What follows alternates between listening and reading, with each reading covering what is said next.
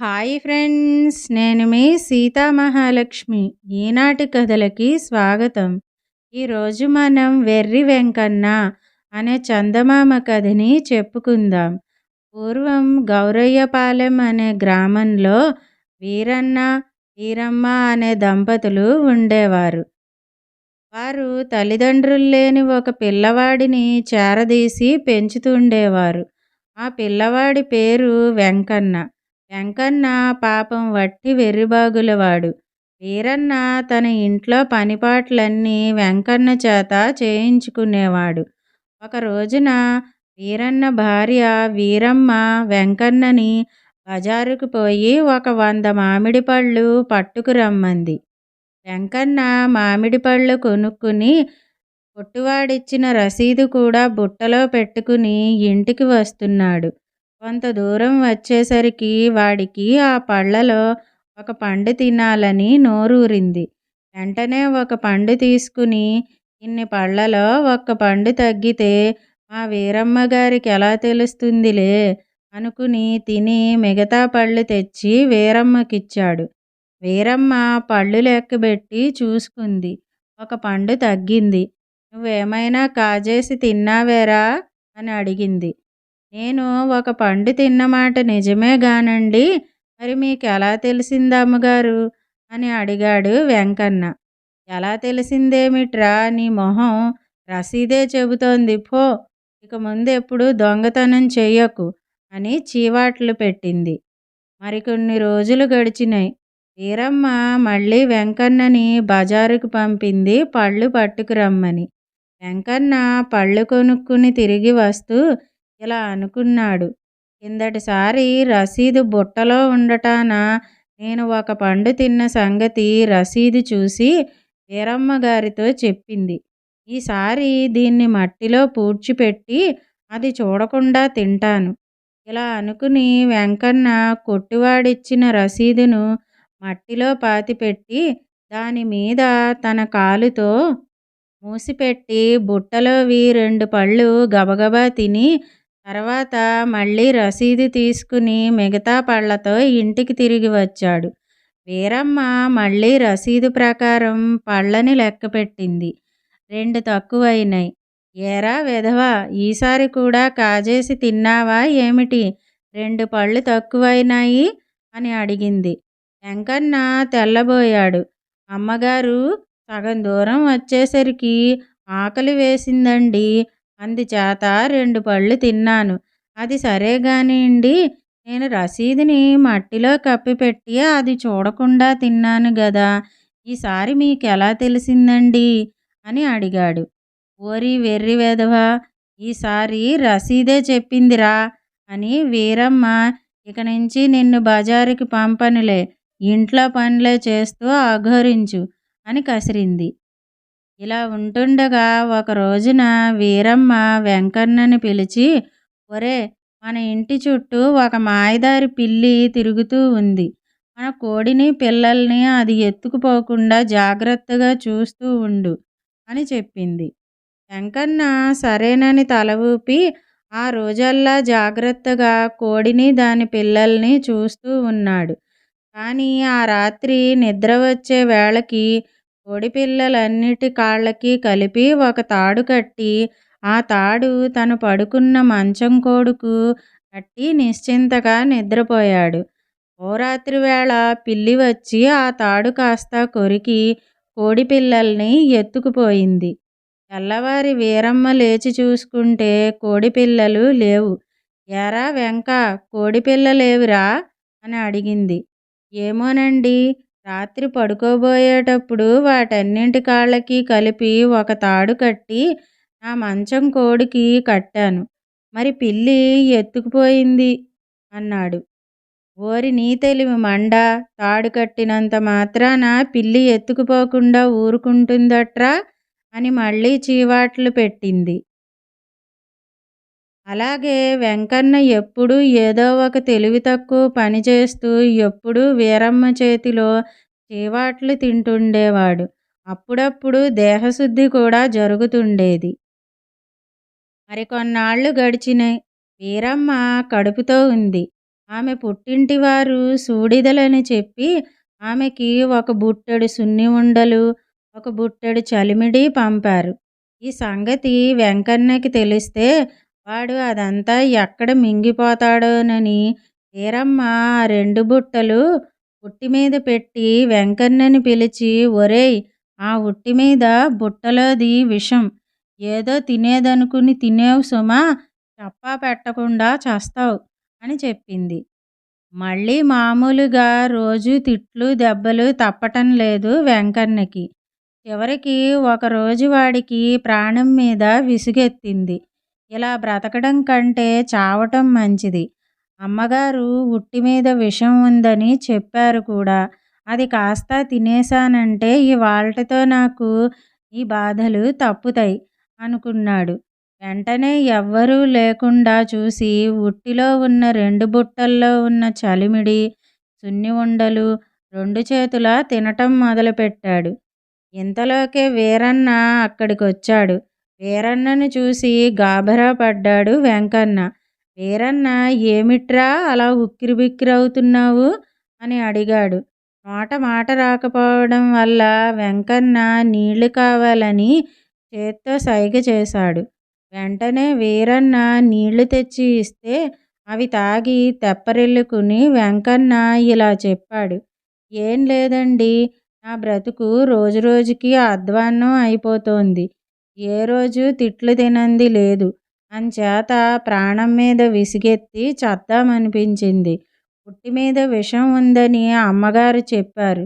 చావటానికని ఆ విషమంతా ఇప్పుడే తినేశా" అన్నాడు.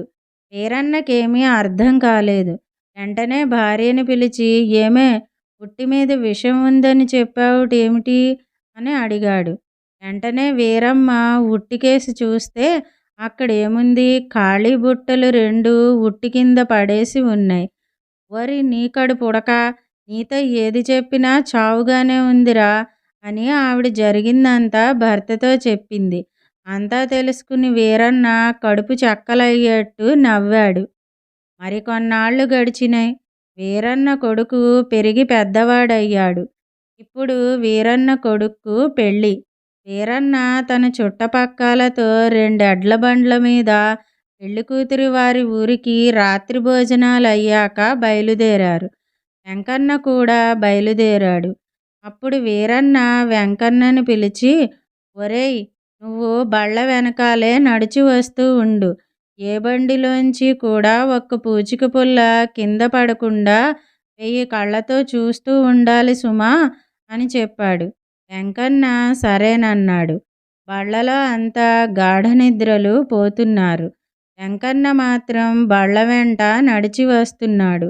ఇంతలో ఒక బండికి కట్టిన ఎద్దులు పేడకడి వేసినాయి.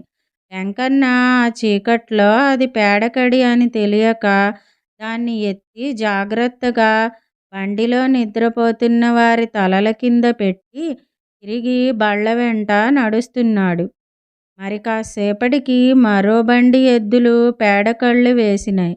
వాటిని కూడా ఎత్తి జాగ్రత్తగా బండిలో నిద్రపోతున్న వాళ్ళ తలల క్రింద పెట్టాడు. ఈ విధంగా ఏ బండి ఎద్దులు పేడకడి వేస్తే అది ఎత్తి ఆ బండిలో పడుకున్న వాళ్ళ తలల కింద పెడుతూ వచ్చాడు. తెల్లవారేసరికి అంతా లేచారు. ఒకళ్ళనొకళ్ళు చూసుకున్నారు. "నీ తలకి పేడ ఎలా అంటిందంటే నీ తలకి ఎలా అంటిందని" ఒకరినొకరు ప్రశ్నించుకున్నారు. ఆఖరికి వెంకన్నని పిలిచి అడిగారు. వీరన్నగారు చెప్పినట్టే చేశాను. ఒక్క పూచిక పుల్ల కూడా కింద పడకుండా చూస్తుండమన్నారు. అలాగే చేశాను అన్నాడు. "ఓరి వెర్రి వెధవా! నీ తెలివి తెల్లారినట్టే ఉంది. అసలు నిన్ను మాతో తీసుకురావటం మాదే పొరపాటయింది" అనుకుని పెళ్లివారి ఊరు చేరారు.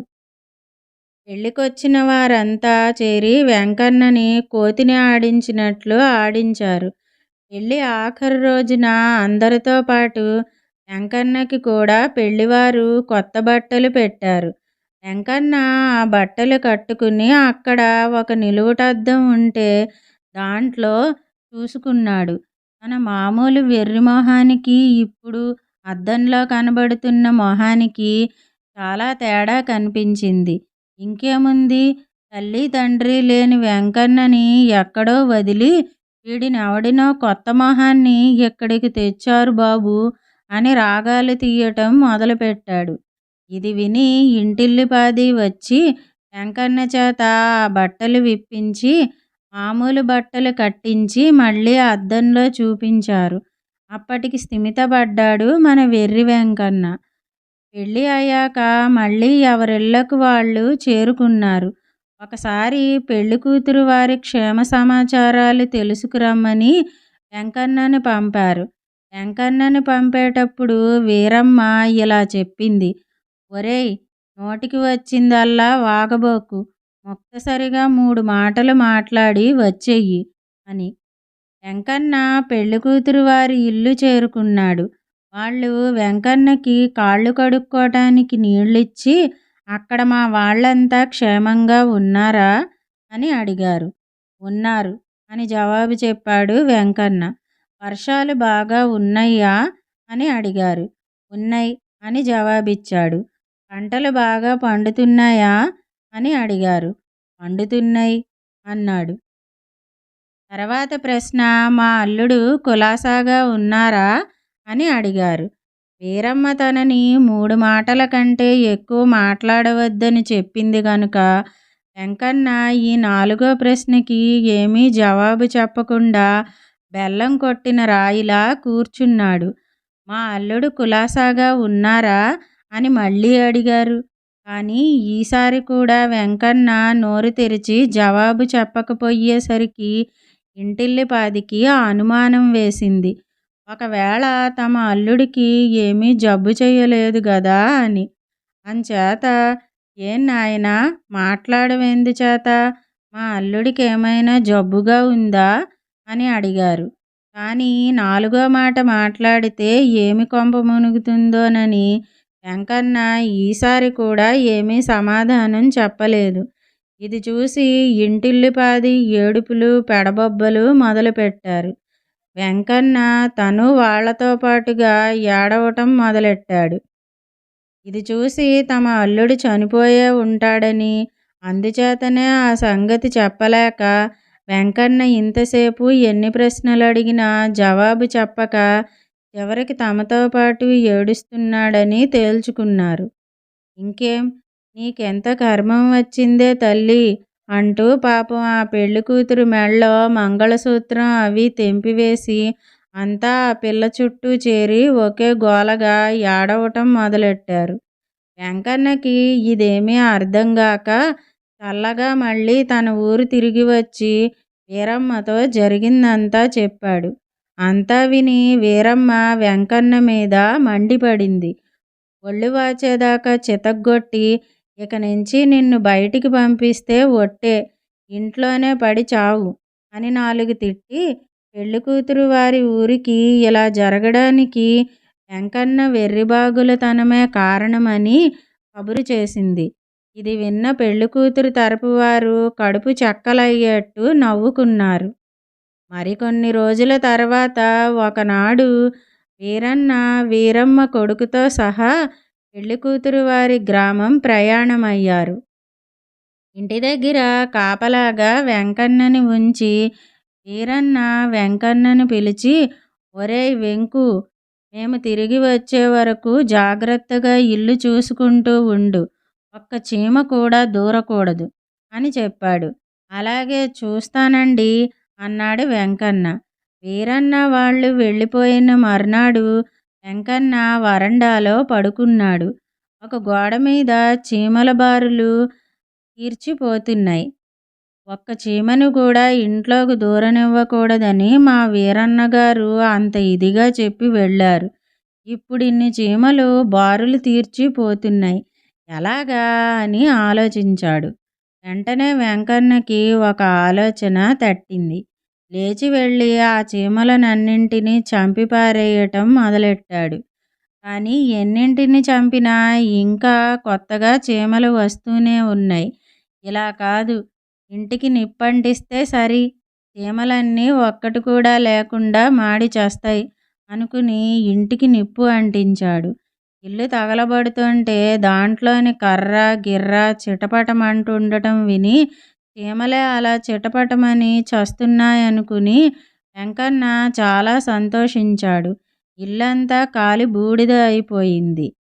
ఆ తర్వాత 2 రోజులకి వీరన్న వాళ్ళు వచ్చి తిరిగి చూసుకుంటే ఏముంది? ఇల్లంతా పూర్తిగా కాలిపోయి ఉంది. వీరన్నకి పట్టలేనంత కోపం వచ్చింది. వెంటనే పడుకుని ఉన్న వెంకన్నని చడామడా తన్ని ఇలా ఎందుకు జరిగిందని అడిగాడు. వెంకన్న ఏడుస్తూ జరిగిందంతా చెప్పాడు. ఛీ! ఛీ! చండాలుడా! నువ్వు చేస్తూ వచ్చిన తప్పులకు నిన్ను ఇంతకాలము క్షమిస్తూ మా ఇంట్లో ఉంచుకోవడం మాదే బుద్ధి తక్కువ. ఇప్పటికి మాకు బాగా బుద్ధి చెప్పావు. నిలవ నీడ లేకుండా చేశావు. ఇల్లే తగలబెట్టావు కదరా! ఇక నీ కర్మాన నువ్వు పో అని అక్కడి నుంచి వెళ్ళగొట్టారు. ఇదండి ఎర్రి వెంకన్న కథ. ఈ కథ గనుక మీకు నచ్చినట్టయితే లైక్ చేయండి. ఈ కథను మీ స్నేహితులకు షేర్ చేయండి. కథపై మీ అభిప్రాయాన్ని కామెంట్ రూపంలో తెలియజేయండి. మరిన్ని మంచి కథల కోసం మా ఛానల్ను సబ్స్క్రైబ్ చేసుకోండి. మళ్ళీ మరొక మంచి కథతో కలుసుకుందాం. అంతవరకు వింటూనే ఉండండి ఈనాటి కథలు.